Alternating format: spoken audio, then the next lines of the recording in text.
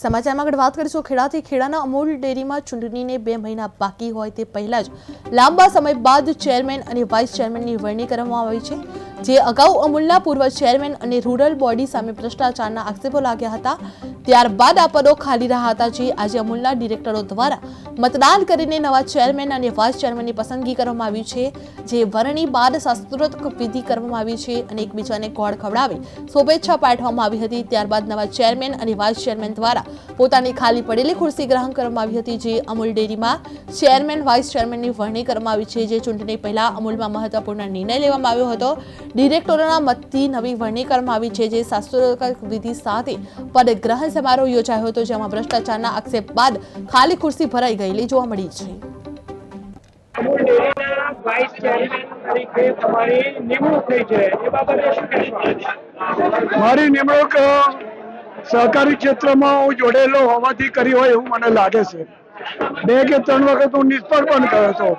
આમ તો હું બીજા વિભાગમાંથી આવું છું, પણ મંડળીઓ સાથે મેં ઘણો મારો લગાવ છે અને મંડળીઓમાંથી પણ મારો અનુભવ અને મંડળીઓ સાથે ચલાવું છું। એ હિસાબે પાર્ટી મારામાં જે ભરોસો અને વિશ્વાસ મૂકે છે એ પૂરો કરવાનો 100% પ્રયત્ન કરીશ। ભાજપમાં ઘણા વર્ષોથી કાર્યરત છો અને તમને હોદ્દો મળ્યો છે, અમૂલને કેવી રીતે ચલાવશો? સહકાર અને સરકાર અને સાથ અને સંપ એ બધો સાથે જે જોડેલો છે, એ મોદી સાહેબે જે અનુરોધ કર્યો છે અને અમિત શાહે જે બીડું ઝડપ્યું છે એને જબરજસ્ત પૂરું કરવાનો પ્રયત્ન કરીશું। નરેન્દ્ર મોદીનો એજન્ડો છે સ્ત્રી સશક્તિકરણ, જ્યારે અમૂલની અંદર ઘણી બધી મહિલાઓ એ પ્રથમવાર અમૂલમાં ચેરમેન બન્યા છો, ચેરમેન આજે બન્યા છો, શું કહેશો? ખેડૂતો માટે અને ડિરેક્ટરોને બધાનો આભાર માનું છું। આ ઘણા સમયથી ચૂંટણીની અટકળો હતી અને તેમાં પરિણામ આવ્યું છે, અને હવે અમૂલને કેવી રીતે ચલાવશો?